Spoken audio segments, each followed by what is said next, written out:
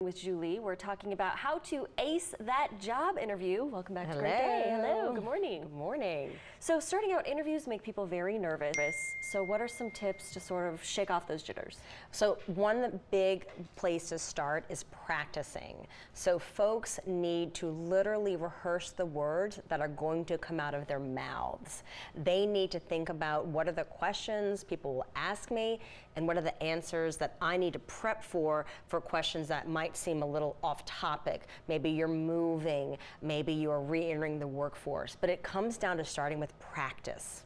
So prepping for a mock interview is something that you suggest, right? Yes. But along those lines, who should be the fake interviewee, or? That's such a great question. So, okay, a mock interview, which I assume everyone knows, but it's basically where you practice how to interview. And when you do a mock interview, Jacqueline, you need to go all out, okay?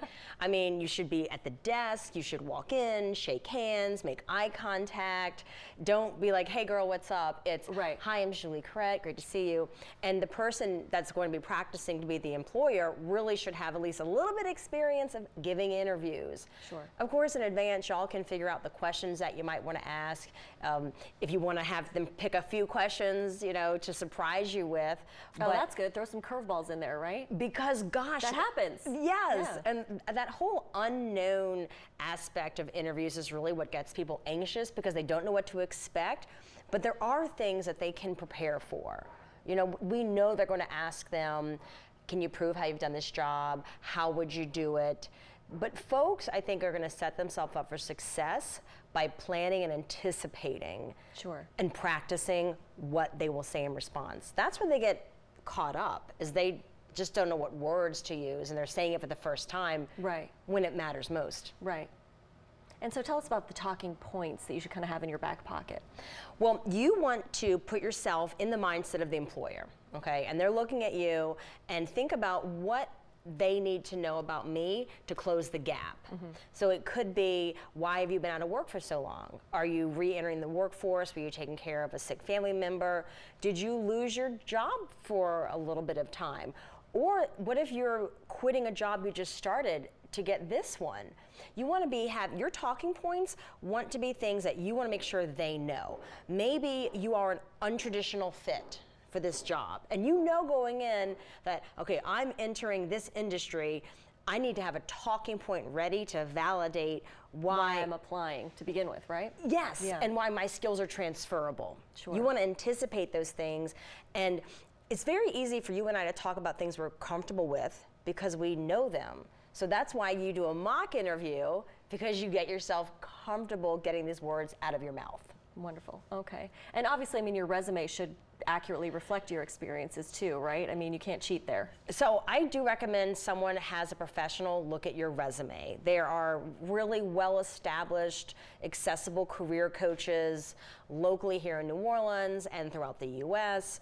because you look at your resume so much, you don't see right. what could be different, or you might be selling yourself short. Some folks, like you and I were chatting about, folks our age that are doing career changes, they haven't written a resume in 10 years. Right. And it's like, how do I describe my job? I don't know, I've been doing it for so long, it's second nature.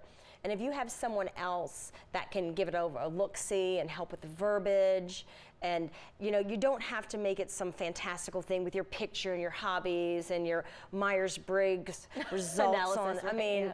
Like, let's take it down a notch. Sure. But they have to remember it's a conversation. And do you know when the interview starts?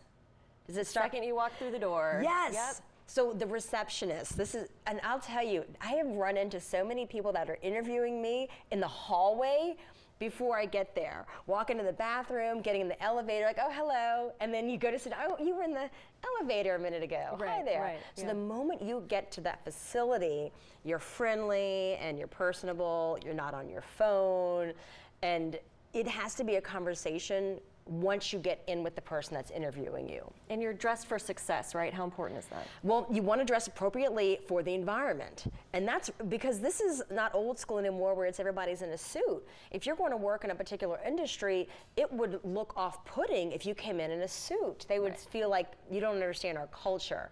So this is where research comes into play. And not just researching what to wear, but who do you know that works at that company already. It's a dual interview. I mean, they're interviewing you and you're also interviewing them, right? And I think folks forget about that they are so interested in I have to get the job, They forget that, oh, wait, hold on now. Is this company, is this organization a right fit for you? The work you'll be doing, who you're working with and for, and what's your work structure? Are you in a cubicle? Are you traveling? Is it a big open room with desks? And you have to be honest with yourself. Is that something that's conducive to what you want, right? Yeah, and what I even do well in that environment. Okay, wonderful. Thanks for the tips, Julie. Absolutely. So to learn more about Julie, you can head to 7602coach.com and follow her on Instagram and Facebook.